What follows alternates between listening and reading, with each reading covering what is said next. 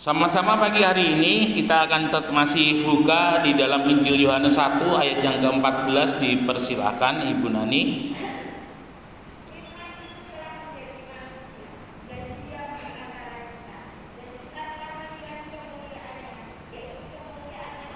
Kepadanya sebagai anak tunggal Bapa, penuh kasih karunia dan kebenaran. Iya, terima kasih. Saudara yang dikasihi oleh Tuhan, dalam Injil Matius pasal yang pertama ada dua hal yang kita dapati mengenai anak yang dilahirkan oleh Maria. Yang pertama, dia harus menamai dia Yesus, yang artinya Allah menyelamatkan umatnya. Lalu kemudian di ayat yang ke-23 dia juga disebut sebagai Immanuel, yang artinya Allah beserta dengan kita. Saudara-saudara sekalian yang dikasihi oleh Tuhan, pemahaman daripada manusia untuk memahami Allah yang hidup, Allah yang ada, dan Allah yang bersama-sama dengannya adalah sesuatu hal yang tidak mudah.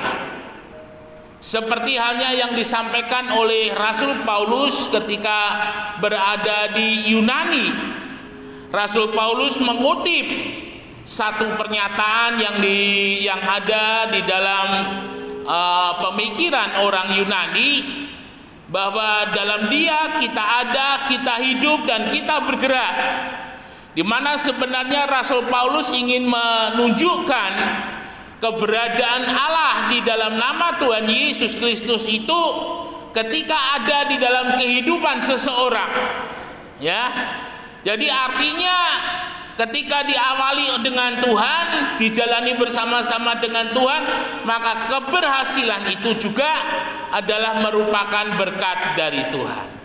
Saudara-saudara sekalian yang dikasihi oleh Tuhan, ketika kita berbicara mengenai Injil itu sendiri artinya adalah Evangelion, kabar sukacita yang besar sekali. Tetapi di sisi yang lain ketika kita berbicara mengenai Injil, maka itu menunjuk kepada keempat kitab, Matius, Markus, Lukas, dan Yohanes. Ini keempat kitab ini disebut dengan kitab-kitab Injil. Mengapa disebut sebagai kitab Injil sementara yang lain tidak?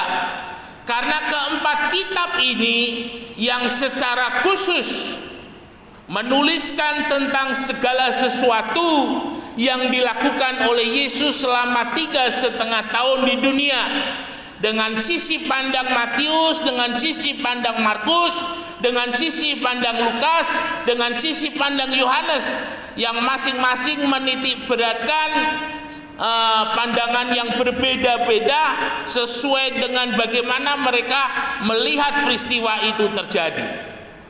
Saudara yang dikasihi oleh Tuhan, dalam kitab Roma pasal yang pertama ayat yang ke-16 dan 17, di sana dikatakan bahwa Injil itu adalah kekuatan Allah, dan orang benar akan hidup oleh iman kepada Kristus, iman kepada Injil. Ya. Saudara-saudara, tadi di atas sudah dikatakan bahwa firman itu telah menjadi manusia dan ada bersama-sama dengan kita. Ya. Itu pada saat Yesus hadir. Tetapi pada saat ini kembali firman itu yang ada bersama-sama dengan kita. Nah, Yesus dengan Injil atau firman yang telah menjadi manusia itu sama. Sehingga ketika hari ini kita mempercayai Injil, itu sama halnya kita mempercayai Yesus.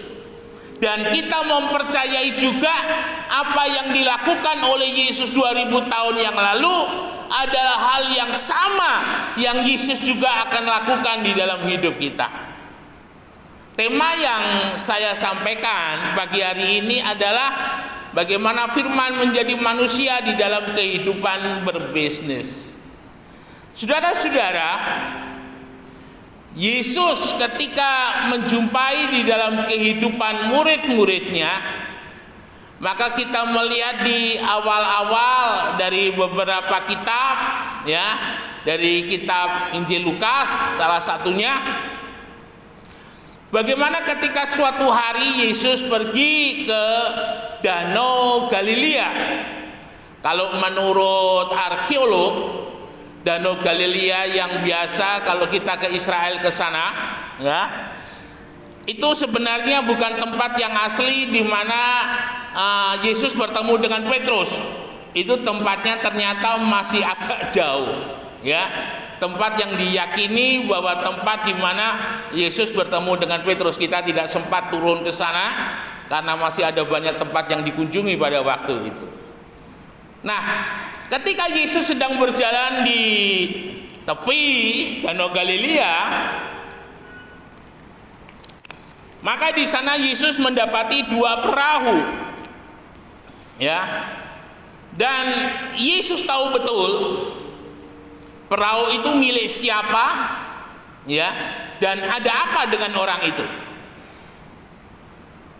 Saya tapi tidak tahu kalau sekarang, waktu masih mengajar di SES, saya pernah belajar membaca karakter orang dari tulisan, ya. Jadi ketika hari pertama saya mengajar, saya suruh buat mereka tulis kesaksian, lalu setelah selesai menulis itu dikumpulkan, lalu kemudian saya lihat tebal tipisnya tulisan itu miring ke kanan atau miring ke kiri, yang ditebali itu huruf yang besar atau huruf yang kecil, atau tulisannya itu rata. Itu ada teorinya ternyata. Dan dari beberapa murid yang mereka memberikan tulisannya, saya interview, puji Tuhan, ya, dari apa yang saya katakan, yang saya lihat dari tulisannya ini bukan ilmu nerawang, ya. Mereka katakan, loh Om kok tahu Om? Saya bilang, nah ini kemurahan Tuhan, ya. Jadi belajar melihat karakter seseorang dari tulisannya. Dan itu ternyata cukup membantu untuk para murid-murid yang sekolah kita pada waktu itu yang mereka mengalami masalah, ya. Jadi itu cukup membantu, bisa menjadi jalan masuk untuk menolong mereka. Nah, demikian juga dengan Yesus. Yesus tahu bahwa pemilik perahu itu siapa dan ada masalah apa. Yesus tidak memilih perahu yang satu, tetapi Yesus justru memilih kepada perahunya Petrus, ya. Dan Petrus tidak mengenal Yesus karena dia baru pertama, tapi Yesus sebagai Allah dan manusia 100%, Yesus tahu siapa itu Petrus. Lalu Yesus bilang, coba antar aku ke tempat yang dalam. Karena pada waktu itu ada banyak orang yang mengikut Yesus, ya.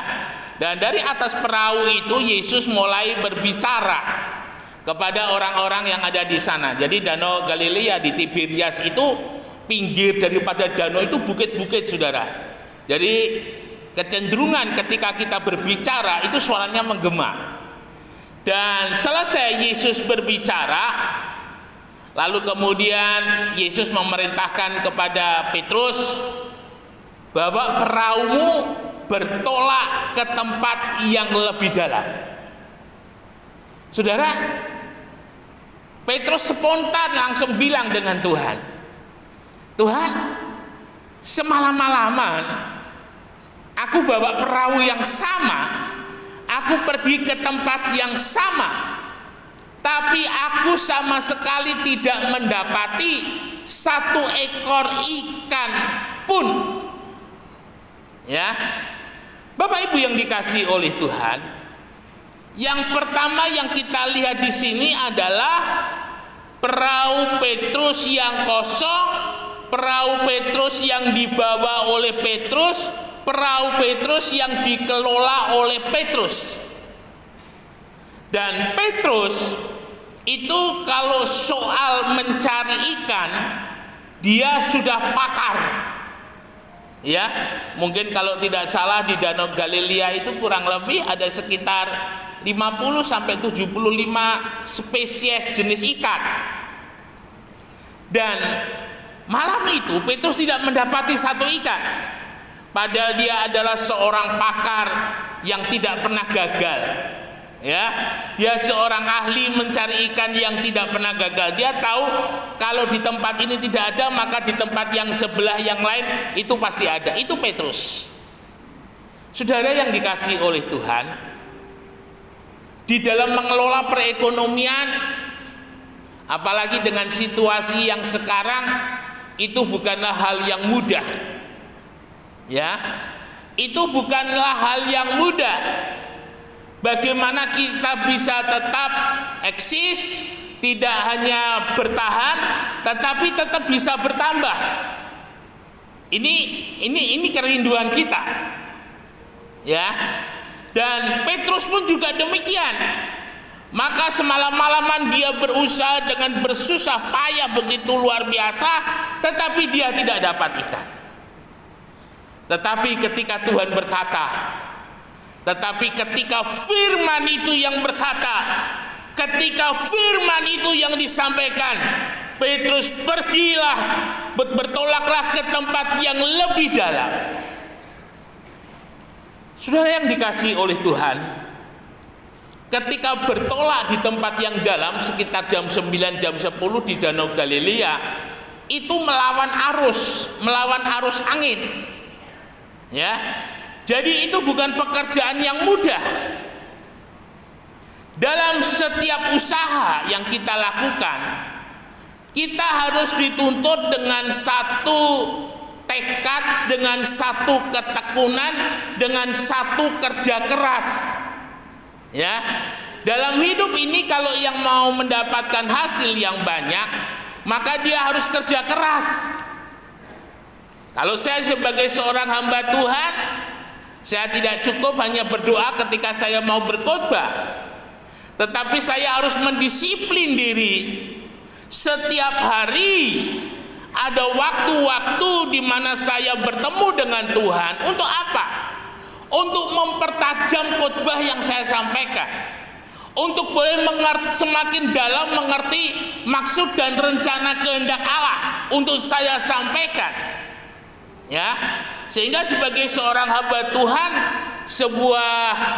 sebuah kekonyolan kalau boleh saya katakan, kalau dia berkata dia mengalami kesulitan, kehabisan bahan, tidak ada bahan. Ada bahan tapi bahan jiplak sana jiplak sini. Ya, mungkin ambil buku 365 tema khotbah. Ya, mungkin itu yang dia pakai seperti itu. Itu sesuatu hal yang tidak bisa menurut saya. Karena bagi saya khotbah yang hidup adalah khotbah yang dihasilkan dari keintiman seorang hamba Tuhan dengan Tuhan. Ya, dan tentunya ketika rema khotbah itu diberikan, Tuhan tahu bahwa itu juga adalah sesuatu yang sudah menjadi pengalaman di dalam hidupnya. Nah, saudara-saudara sekalian yang dikasihi oleh Tuhan, Petrus sebagai seorang nelayan hari itu dia dituntut oleh Tuhan kerja keras. Ya, untuk mendapatkan hasil yang besar, Petrus dituntut Tuhan kerja keras, membawa perahunya itu ke tempat yang dalam. Kemudian ikan itu tidak masuk sendiri ke dalam perahu, ya, tetapi harus jalan dilempar, baru kemudian mendapatkan ikan dan dibawa ke dalam perahu. Artinya tetap di dalam berbisnis itu ada aturan-aturan, ya. Bagaimana barang itu kita jual rendah, kita jual sedang, kita jual tinggi. Pada intinya harus ada untung yang didapat. Ketika menawarkan barang tidak pokoknya yang kita beritahukan, tetapi ketika menawarkan barang tentu lebih tinggi dari pokok. Ya, supaya apa? Supaya ketika terjadi tawar-menawar, kita tetap bisa mendapatkan untung. Nah, ada satu sisi yang harus kita sadari dalam kehidupan Petrus. Roma pasal yang ke-8 ayat 102 ayat yang ke-28, ya, Roma 8 ayat yang ke-28, Allah turut bekerja untuk mendatangkan kebaikan, ya, mendatangkan kebaikan dalam segala hal bagi mereka yang mengasihi Dia.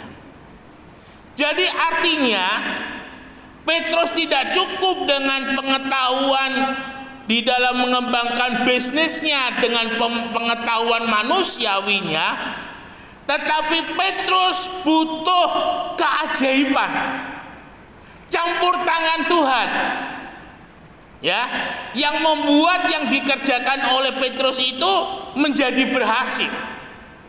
Kalau dengan kekuatan sendiri mungkin berhasil, dengan tidak itu mungkin perhitungannya berhasilnya 3, ruginya 7. Tetapi ketika Allah turut bekerja itu dibalik. Mungkin ruginya 1 atau tidak ada rugi, tapi untungnya 10, untungnya 9. Nah, ini ketika Allah turut bekerja dalam segala hal usaha yang kita kerjakan. Ishak ketika dia mau ke Mesir, Tuhan bilang, kamu jangan ke Mesir, kamu tetap aja di Gerar dan aku akan memberkati Gerar. Ishak tahu masa itu, hari itu Gerar adalah bukan tempat yang menjanjikan. Gerar bukan tempat yang cocok bagi seorang petani. Ya. Tetapi ketika Tuhan berkata, aku akan memberkati kamu, firman memberkati dalam kehidupan Ishak, Ishak pergi ke Gerar dan mulai bekerja di Gerar. Tugasnya Ishak apa? Nabur benih, olah tanah, nabur benih. Yang Tuhan kerjakan apa? Menumbuhkan benih. Yang Tuhan kerjakan apa? Benih itu menjadi besar. Yang Tuhan kerjakan apa? Membuat gandum itu mengeluarkan bulir-bulir sampai matang, dan yang memanen itu bukan Tuhan. Yang memanen itu Ishak. Ya. Dan ketika dihitung keuntungan net daripada Ishak menanam di musim panas di Gerar, di musim kering di Gerar itu 100%. Bagaimana bisa? Allah yang turut bekerja untuk mendatangkan kebaikan dalam segala hal. Saudara yang dikasihi oleh Tuhan, kita sadar kita selalu berusaha, berupaya, tetapi kita juga harus sadar kemampuan kita lemah. Kita tidak bisa memprediksi apa yang akan terjadi ke depan.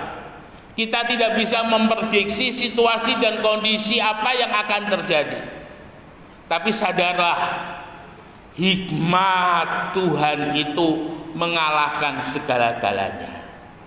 Artinya ketika kita bekerja bersama-sama dengan Tuhan, ketika kita berbisnis bersama-sama dengan Tuhan, artinya ada campur tangan Tuhan di sana. Dan ketika Tuhan campur tangan di dalam setiap yang kita kerjakan, di dalam setiap yang kita usahakan, pasti berkat Tuhan yang akan kita terima dalam hidup ini. Ya, Bapak Ibu yang dikasihi oleh Tuhan, firman Allah itu hidup. Yesus sudah menyatakan bagaimana ketika firman itu ada di dalam dunia, dan sekarang kembali lagi kepada firman. Seperti hanya Yesus ada, ketika kita percaya firman, maka Yesus ada bersama-sama dengan kita. Libatkan Yesus di dalam perahu kehidupan bisnis kita. Libatkan Yesus di dalam perahu perekonomian kita. Maka perahu ekonomi kita tidak hanya berhenti di tempat bertahan, tetapi akan terus maju. Ya, akan terus maju.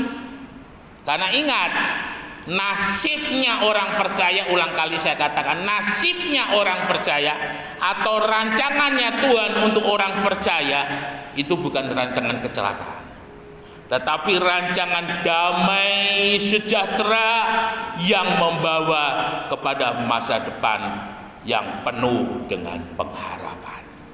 Ya, mari sore hari ini jangan kendor, jangan lemah menghadapi situasi dan kondisi. Bersama Yesus kita maju, bersama Yesus kita terus bekerja, terus bergerak, bersama Yesus kita diberkati dan menjadi berkat. Immanuel, Tuhan Yesus memberkati, beri kemuliaan bagi nama Tuhan.